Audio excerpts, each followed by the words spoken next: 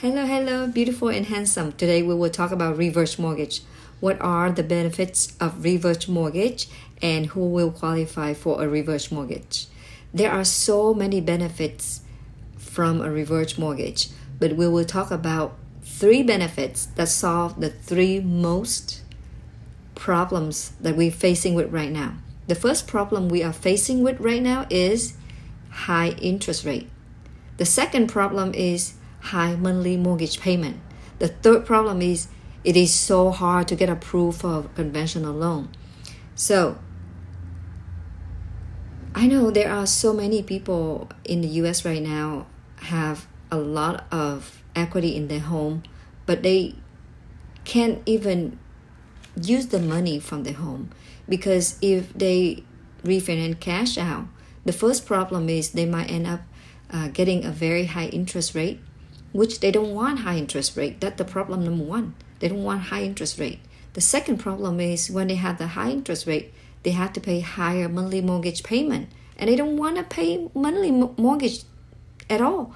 Okay, that's the second problem. Third problem is sometimes even they are okay with the high interest rate, high monthly mortgage payment. They apply for a conventional loan and they not qualify because high monthly mortgage payment require higher income, and their income is not high enough, so they not qualify. So what are the three problems that we are facing right now? And reverse mortgage take care of all of the problems for us because reverse mortgage offer a lot lower interest rate, a lot lower.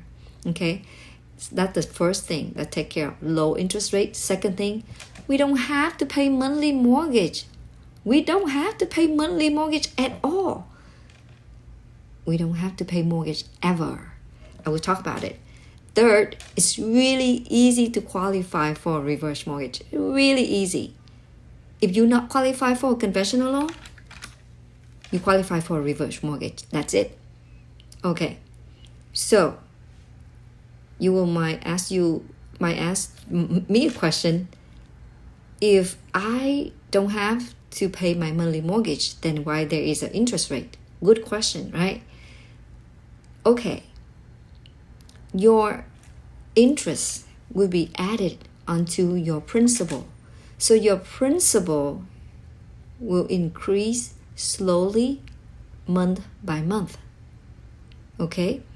But one thing is, as long as you live in that house, you never have to pay your mortgage back to lender.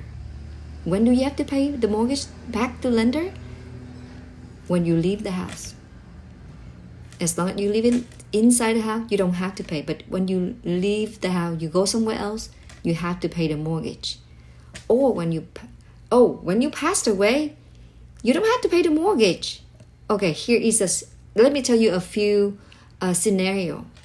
So when we passed away, and if we have no one to give the house to, the lender gonna take the house. That's simple. That's the first scenario. Second scenario, if we give our house to one of our son or daughter, and if our son or daughter want a house and they take the house, and if our mortgage debt is like $500,000 and the home value is $1 million, they can either sell the home, keep their $500,000 and pay the $500,000 for the reverse mortgage. Okay, or they move into the house, they live in the house, they refinance, borrow a new loan for themselves and to pay back the $500,000. So you yourself don't have to pay it. You give your children a house already. They take care of the mortgage for you.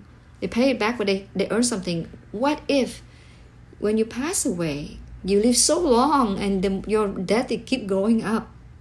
For example, the home value is $1 million and your debt is $1.2 million.